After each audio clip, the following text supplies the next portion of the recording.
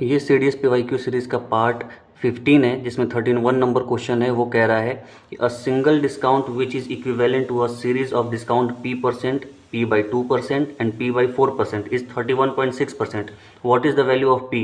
तो सीधे सीधे अगर हम ऑप्शन से देखें, अगर ऑप्शन से, या फिर हम डिस्काउंट का फॉर्मूला, इसको सक्सेसिव का फॉर्मूला भी कहते हैं कि A+B - A × B अपॉन 100, और ऑप्शन डी उठाकर रख दें, तो पहले अगर 20% रखेंगे तो दूसरा डिस्काउंट हो जाएगा P/2 यानी कि 10%, और तीसरा डिस्काउंट हो जाएगा P/4 यानी कि 5%। तो पहले मैं 20 और 10 का मैं सक्सेसिव लूँगा तो आ जाएगा 28, यानी कि ये डिस्काउंट वाला ले रहा हूँ, यहाँ पर माइनस है तो 28 आ गया, और 28 और 5 का जब मैं लूँगा तो ये आ जाएगा हमारा 31.6, यानी कि हमारा जो आंसर होगा वो हो जाएगा 20। दूसरे 2 नंबर क्वेश्चन है, locomotive engine can go 40 km/h, its speed gets reduced by quantity that varies directly as the square root of the number wagons attached. It is known that the speed becomes 16 km/h if 36 wagons are attached. What is the smallest number of wagons with which the engine is unable to move। यानी कि कितने हम उसमें wagons यानी coaches उस train में, engine में attach कर दे कि वो इंजन अब ट्रेन चलने के लायक ना रह जाए। तो मैं मान लिया हूँ कि let initial speed of the engine equals to S0, जो कि 40 km/h। कब? जब without any wagons. Let decrease in speed BD।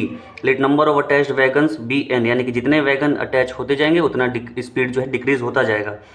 तो ये यहाँ पर ये दिया है कि जो वो है डिक्रीज इन स्पीड है वो डायरेक्टली प्रोपोर्शनल है अटैच्ड नंबर ऑफ वैगन्स के, यानी कि √n से।